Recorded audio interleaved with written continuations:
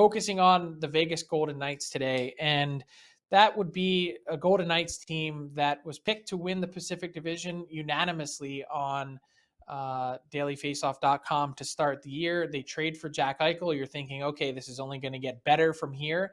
They never really found their footing. They missed the Stanley Cup playoffs for the first time in franchise history. An incredible track record of success to start. They end up firing their coach in Pete DeBoer. So top of the priority list for the Golden Knights, at least in the short term, is to find their next head coach. Who will that be? My understanding is that they have pivoted hard in the last 48 to 72 hours and are keying in on Bruce Cassidy. I think he would be a really intriguing and strong fit for the Golden Knights. But beyond that, Matt, when you look at this summer and how they finagle their cap, they're going to have some really interesting decisions to make because they need to get under the cap. They're currently projected to be over it. That's right. And I don't think there's any team for which coaching is more important this offseason, because I don't think there's any team that is in a tougher spot to make improvements from within or from the exterior. Because if you look at the cap situation, yes, we can predict that Evgeny Dodonov finally will get moved. Maybe this time they show him the respect of trading him to somewhere that's on his actual list this time, right? But that would be very nice and courteous of Vegas Golden Knights. But if you look at the rest of the structure, so with the cap, either way, whether you move Dodonov or not, it's going to be hard to improve this team by bringing in players, especially from free agency. We've talked about it. The Vegas Golden Knights have been very heartless and calculating the way they treat their players.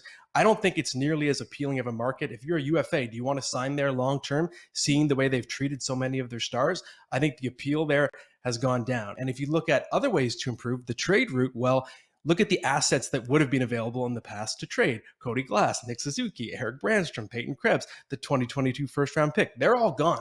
The cupboard's fairly empty now if you're trying to make another splashy move. So what's left to do? I think you need a coaching change. Well, you're getting the coaching change, but a really impactful coaching change to sort of motivate this group from within, because I'm just not seeing the same ability as in recent seasons to improve this group with a big addition.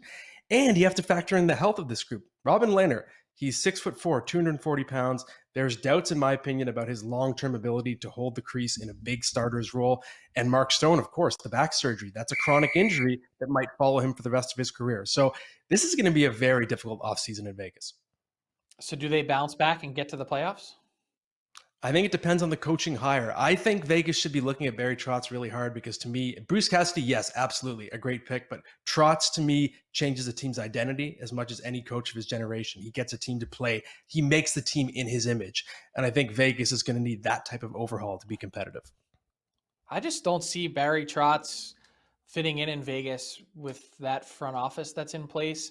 I don't see them necessarily saying, hey, Barry Trotz, would you like to work in management after you decide that you don't want to coach anymore? That's a big part of his decision as well. I think they've been interested and intrigued by Barry Trotz. I just don't know that it's the fit for him. We'll see. Maybe stranger things happen. If your owner is willing to pay up and pony up $7 million a year, well, then maybe that changes the equation a little bit. And perhaps that is the case. I just don't necessarily see that fit.